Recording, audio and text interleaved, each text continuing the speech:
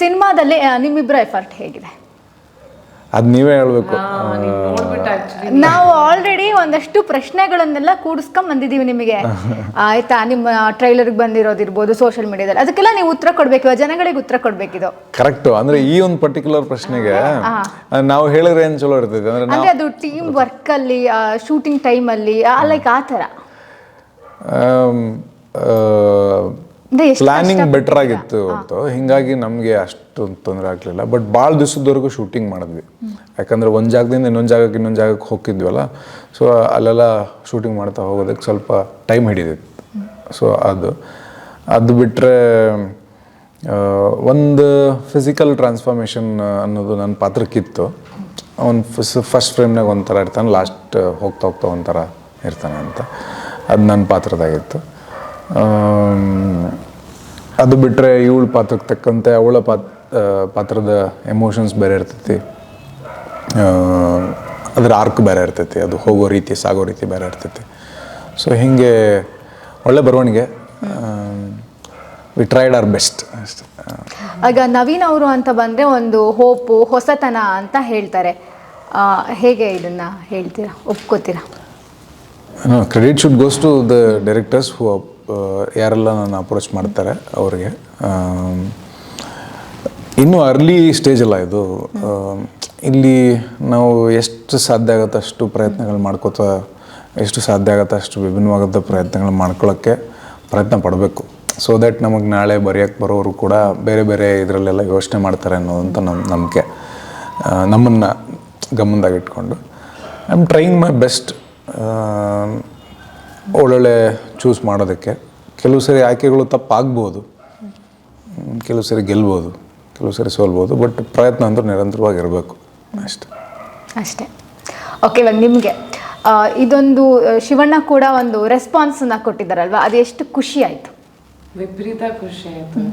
ಅಂದರೆ ಅವರು ಅಷ್ಟು ವರ್ಷಗಳಿಂದ ಎಷ್ಟೆಷ್ಟೋ ನೂರಾರು ಸಿನಿಮಾಗಳನ್ನ ಮಾಡ್ಕೊಂಡ್ಬಂದಿದ್ದಾರೆ. ಅವ್ರು ಹೇಳಿದ್ದಕ್ಕೊಂದು ತೂಕ ಇರುತ್ತೆ. ಅವರಾಗಿರ್ಬೋದು, ಬಹಳಷ್ಟು ಜನ ನಮ್ಮ ಇಂಡಸ್ಟ್ರಿಯ, ನಮ್ಮ ಕಾಂಟೆಂಪರರೀಸ್ ತುಂಬ ಸಿನಿಮಾಗಳು ಆಲ್ರೆಡಿ ಮಾಡಿರೋವಂಥವ್ರು ಎಲ್ಲರೂ ಶೇರ್ ಮಾಡಿದ್ದಾರೆ ಅವ್ರ ಇನ್ಸ್ಟಾಗ್ರಾಮಲ್ಲಿ. ದಟ್ ಓನ್ಲಿ ಶೋಸ್ ಅಂದರೆ ಅವ್ರ support and love to us. And ಅವರಿಗೆ ಟ್ರೇಲರ್ ಇಷ್ಟ ಆಗಿದೆ, ಅದಕ್ಕೋಸ್ಕರ ಶೇರ್ ಮಾಡಿದ್ದಾರೆ. ಸೊ ಎಲ್ಲರಿಗೂ ತುಂಬಾ ಥ್ಯಾಂಕ್ ಯು. ಅದು ತುಂಬ ಮೋಟಿವೇಟ್ ಮಾಡಿದೆ ನಮ್ಮನ್ನೆಲ್ಲ. ಆ್ಯಂಡ್ ಈ ಥರ ಇಂಡಸ್ಟ್ರಿ ಒಟ್ಟಿಗೆ ಬರ್ತಿದೆ ಒಂದು ಸಿನಿಮಾನ ಸಪೋರ್ಟ್ ಮಾಡೋಕ್ಕೆ ಅಂದಾಗ it only makes it a better film. ಅಂದರೆ ಶಿವಣ್ಣ ಅವರಿಗೆ ಹುಷಾರಿಲ್ಲ, ಅವರು ಅಮೇರಿಕದಲ್ಲಿದ್ರೆ ಚಿಕಿತ್ಸೆ ತಗೊಳ್ತಿದ್ದಾರೆ, ಅದ್ರ ಮಧ್ಯೆ ಒಂದಷ್ಟು ಟೈಮ್ ಕೊಟ್ಟು ನಿಮ್ಮ ಟ್ರೈಲರ್ ನೋಡಿ ಅದಕ್ಕೆ ರೆಸ್ಪಾನ್ಸ್ ಮಾಡ್ತಾರೆ ಅಂದರೆ ಅದನ್ನು ಹೌದು, it shows how big of a person is. ಅಂದರೆ ಹಾರ್ಟ್ ಕೇಳಕ್ಕೆ ನಮಗೆ ಆ್ಯಕ್ಚುಲಿ ಮುಜುಗರ ಇತ್ತು, ಹಿಂಗೆ ಏನು ಕೇಳೋದ ಬೇಡವ ಅಂತ. ಅಷ್ಟರಲ್ಲಿ ಅಲ್ಲಿಂದನೇ ಒಂದು ಮೆಸೇಜ್ ಬಂತು, ಚೆನ್ನಾಗಿದೆ ಟ್ರೈಲರು ಅಂತ ಅಂದ್ಬಿಟ್ಟು. ಸೊ ಅಷ್ಟೇ ಖುಷಿ ನಮಗೆ. And is doing it for many films, for all the films actually. ಇವ್ರ ಪಿಕ್ಚರ್ಗೆ ಟ್ವೀಟ್ ಮಾಡಿದರು, ಅಷ್ಟು ಅನುಭವ ಇರುತ್ತಲ್ಲ. ಸೊ ನೂರಾರು ಜನ ನಮ್ಮ ಥರ ನೂರಾರು ಜನ ನೋಡಿರ್ತಾರೆ, ಅವ್ರಿಗೂ ಏನೋ ಇಲ್ಲ, ಅವ್ರು ಸುಮಾರು ಕಡೆ ಹೇಳ್ತಾರಲ್ಲ, ಅವ್ರು ಇಲ್ಲ ಬರಬೇಕಮ್ಮ, ತುಂಬ ಜನ ಬರಬೇಕು, ತುಂಬ ಜನ ನಿರ್ದೇಶಕರು ಬರಬೇಕು, ನಟರು ಬರಬೇಕು ಅಂತ ಹೇಳ್ತಿರ್ತಾರಲ್ಲ. ಸೊ ಶುಡ್ ಥ್ಯಾಂಕ್ ಯು ಅನ್ನೋದು ಭಾಳ ಚಿಕ್ಕ ಪದ ಆಗ್ಬೋದು ಅಷ್ಟೇ. ಶಿವಣ್ಣ ಅಲ್ದಲ್ಲೇ ಕಿಚ್ಚ ಸುದೀಪ್ ಅವರಾಗಿರ್ಬೋದು, ಶ್ರೀಮುರಳಿ ಅವರು, ಡಾಲಿ ಧನಂಜಯ, ಎಲ್ಲರೂ ಕೂಡ ಹೊಸತನಕ್ಕೆ ಸಪೋರ್ಟ್ ಮಾಡಿದಾರಲ್ವಾ? ಪ್ರತಿಯೊಬ್ಬರು. ನಾನು ಹೇಳ್ತಿರೋದು ವಿಜಯ್ ಸರ್, ದುನಿಯಾ ವಿಜಯ್ ಸರ್, ನಮ್ಮ ಸತೀಶ್ ನೀನಾಸಂ ಅವರು, ವಸಿಷ್ಠ ಅವರು, ರುಕ್ಮಿಣಿ ಅವರು, ನಮ್ಮ ಅನು ಭಂಡಾರಿ ಸರ್, ಅಂದರೆ ಪ್ರತಿಯೊಬ್ಬರು ನಾನು ಹೇಳ್ತಾ ಇರೋದು.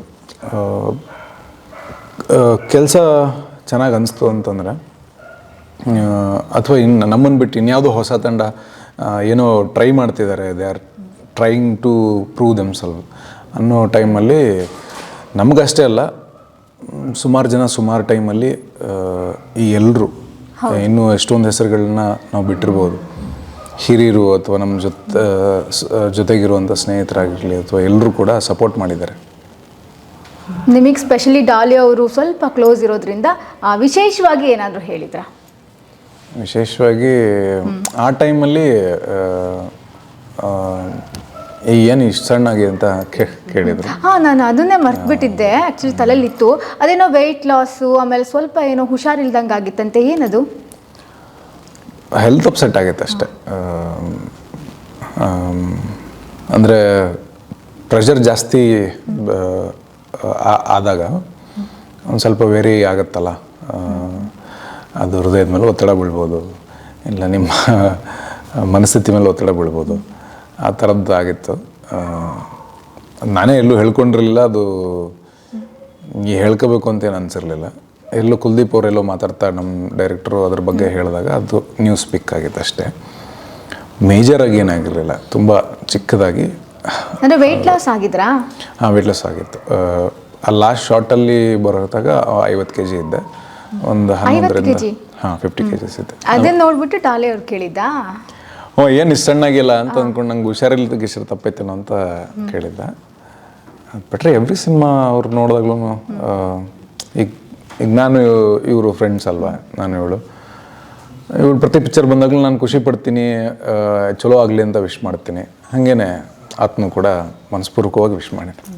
ಎಷ್ಟು ಖುಷಿ ಆಯಿತು? Any time, all the time. Support ಅಂತ ಬಂದಾಗ, ಅಥವಾ ಯಾರೋ ಒಬ್ರು ಪ್ರೀತಿ ತೋರಿಸಿದಾಗ, ಯಾರೋ ಒಬ್ರು ನಿಮ್ಮನ್ನು ಒಳ್ಳೆಯದ್ರ ಕಡೆ ಪುಷ್ ಮಾಡ್ತಿದ್ದಾರೆ ಅಂದಾಗ ಬೇರೆ ಯಾವ ಭಾವನೆ ಹುಟ್ಟಲ್ಲ, ಅಲ್ಲಿ ಖುಷಿನೇ ಆಗೋದು, ಹೆಮ್ಮೆ ಆಗೋದು.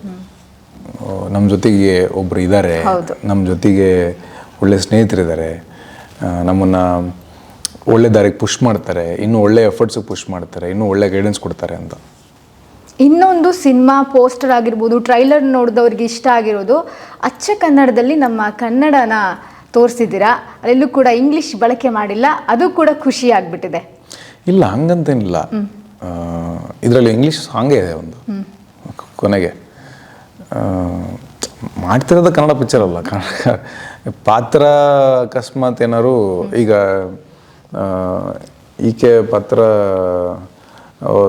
ಬೇರೆ ಒಂದು ಲ್ಯಾಂಗ್ವೇಜ್ನ, ಯಾವ ಲ್ಯಾಂಗ್ವೇಜ್ ಅಲ್ಲೇ ಮಾತಾಡ್ತಾ ರಿವೀಲ್ ಮಾಡ್ತಾಳೆ ಪಿಕ್ಚರ್ನಾಗೆ, ಅದು ಬೇರೆ ಲ್ಯಾಂಗ್ವೇಜ್ ಮಾತಾಡುತ್ತೆ. ಆ್ಯಂಡ್ ಇನ್ನೊಂದು ಪಾತ್ರ ಬರುತ್ತೆ, ಅದು ಬೇರೆ ಡೈಲೆಕ್ಟ್ ಮಾತಾಡ್ತೈತೆ, ನಾನು ಮಾತಾಡ್ತೀನಿಲ್ಲ ಆ ಡೈಲೆಕ್ಟು. ಸೊ ಹಂಗೆ ಪಾತ್ರಕ್ಕೆ ತಕ್ಕಂತ ಇರ್ತೈತೆ. ಆಮೇಲೆ ಕನ್ನಡ ಪಿಕ್ಚರ್ ತಕ್ಕ ಕನ್ನಡನೇ ಅಲ್ಲ, ಬಳಕೆ ಮಾಡ್ಕೋಬೇಕು. ಅಂದರೆ ಇದು ಬೇರೆ ಭಾಷೆಯವರು ಸಿನಿಮಾ ನೋಡಬೇಕು ಅಂತ ಅಂದ್ಕೊಂಡಿದ್ದವ್ರಿಗೆ ಸ್ವಲ್ಪ ಕನ್ವೆ ಆಗೋದು ಕಷ್ಟ ಆಗುತ್ತಲ್ವಾ? ಬೇರೆ ಭಾಷೆಗೆ ಹೋಗ್ಬೇಕಂದಾಗ ಬೇರೆ ಭಾಷೆಗೆ ಡಬ್ ಮಾಡ್ತಾರೆ. ಒಂದು ವೇಳೆ ಬೈ ಗಾಡ್ಸ್ ಗ್ರೇಸ್ ಜನಕ್ಕೆ ಸಿನಿಮಾ ಇಷ್ಟ ಆಯಿತು, ಚಲೋ ಹೊತ್ತಿನಾಗ ಓಡ್ತು ಅಂತಂದರೆ ಅವಾಗ ಇದು ಮಾಡ್ತಾರೆ. ಇಲ್ಲ OTT ಒಳಗೆ ಹಾಕ್ಬೇಕಾದ್ರಪ್ಪ ಅಂದರೆ ಅವ್ರಿಗೆ ಇಷ್ಟ ಆಗಿತ್ತು ಅಂದರೆ ಪಿಕ್ಚರ್. ಈಗ ನಮ್ಮ ಗುಲ್ಟು ಸಿನಿಮಾ ಆಹಾ ಅನ್ನುವಂಥ ಪ್ಲಾಟ್ಫಾರ್ಮ್ನಾಗೆ ತೆಲುಗುದಾಗ ಡಬ್ ಮಾಡಿ ರಿಲೀಸ್ ಮಾಡಿದ್ರು. ಹಿಂದಿಗೆ ಹೋಗ್ಬೇಕಾದ್ರೆ ಇನ್ಯಾರು ಹಿಂದಿಗೆ ಡಬ್ ಮಾಡಿದ್ರು, ಅದರ ಡಬ್ ಮಾಡ್ತಾರೆ. ಓಕೆ, ಲಾಸ್ಟಿಗೆ ನಮ್ಮ ಕನ್ನಡದ ಜನತೆಗೆ ಏನು ಹೇಳ್ತೀರಾ? ಏನಿಲ್ಲ, ಬರ್ರಿ, ಸಿನಿಮಾದ ಕಂಟೆಂಟ್ಗಳನ್ನು ನೋಡಿದಾಗ ನಿಮ್ಗೇನು ಅನಿಸಿರುತ್ತಲ್ಲ, ಅದಷ್ಟು ಪಿಕ್ಚರ್ನಾಗ ಇರ್ತೈತಿ. ಅದು ನಿಮ್ಗೆ ಇಷ್ಟ ಆಗಿದ್ರೆ ದಯವಿಟ್ಟು ಬರ್ರಿ ಥಿಯೇಟ್ರಿಗೆ.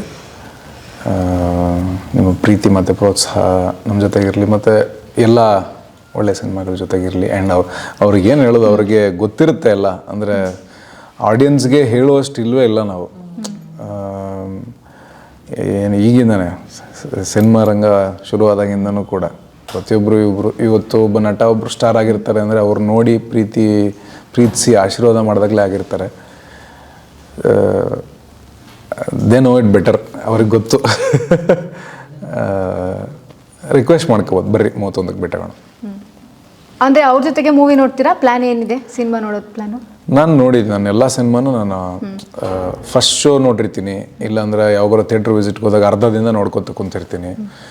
ಇಲ್ಲ ಕೆಲವು ಸಿನಿಮಾಗಳು ಫಸ್ಟಿಂದ ನೋಡಿ ಅರ್ಧದಾಗ ಅವ್ರನ್ನ ಮಾತಾಡಿಸಿ ಆಮೇಲೆ ಬೇರೆ ಥಿಯೇಟ್ರಿಗೆ ಹೋಗಿರ್ತೀನಿ.